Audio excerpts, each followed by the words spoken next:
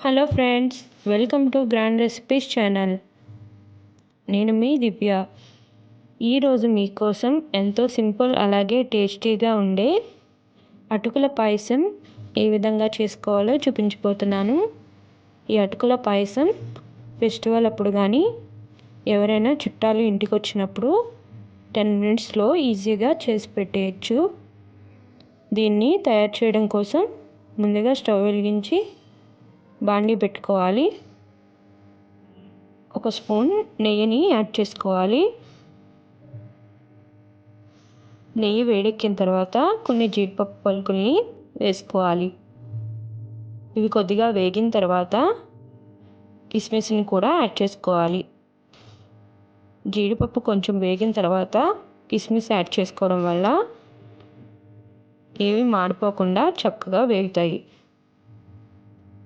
వీటిని ఇప్పుడు ఒక ప్లేట్లోకి తీసేసుకోవాలి.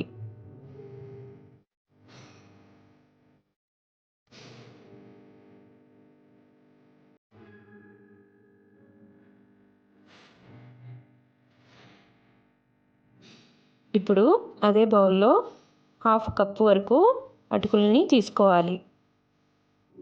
పేపర్ అటుకులను కాకుండా మామూలు అటుకులని ఇక్కడ తీసుకోవాలి. వీటిని బ్రౌన్ కలర్ వచ్చే వరకు బాగా వేయించుకోవాలి. మీడియం ఫ్లేమ్లో పెట్టుకొని అటుకులను వేయించుకోవాలి.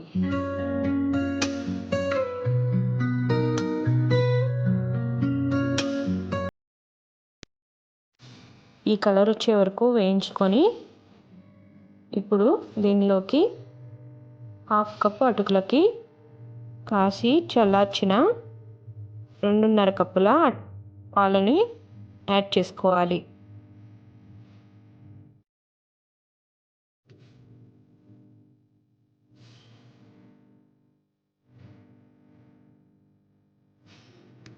ఇప్పుడు కలుపుకుంటూ ఒక 8 నిమిషాల వరకు బాగా ఉడకనివ్వాలి.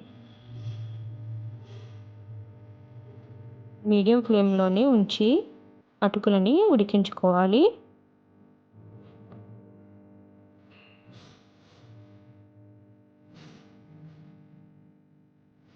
ఎనిమిది నిమిషాలు ఉడికిన తర్వాత అటుకులు ఈ విధంగా మెత్తగా అవుతాయి. ఇప్పుడు దీనిలో 1/2 కప్పు పంచదారని యాడ్ చేసుకోవాలి. ఇంకొక 2-3 నిమిషాలు ఉడకనివ్వాలి.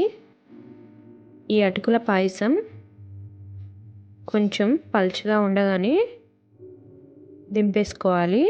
చల్లారిన తర్వాత కొంచెం గట్టిగా అవుతుంది. ఈ అటుకుల పాయసం తయారు చేసుకోవడానికి చిక్కని పాలైతే టేస్టీగా ఉంటుంది.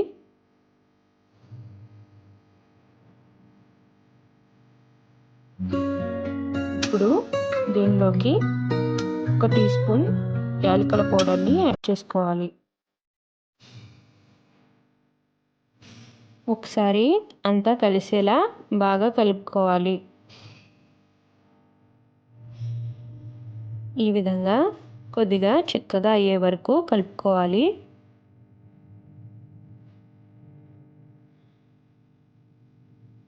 ఇప్పుడు దీనిలో మనం ముందుగా వేయించి పక్కన పెట్టుకున్న డ్రై ఫ్రూట్స్ని యాడ్ చేసుకోవాలి. ఒకసారి బాగా కలుపుకొని స్టవ్ ఆఫ్ చేసేసి మూత పెట్టి ఒక 15 నిమిషాలు వదిలేయాలి.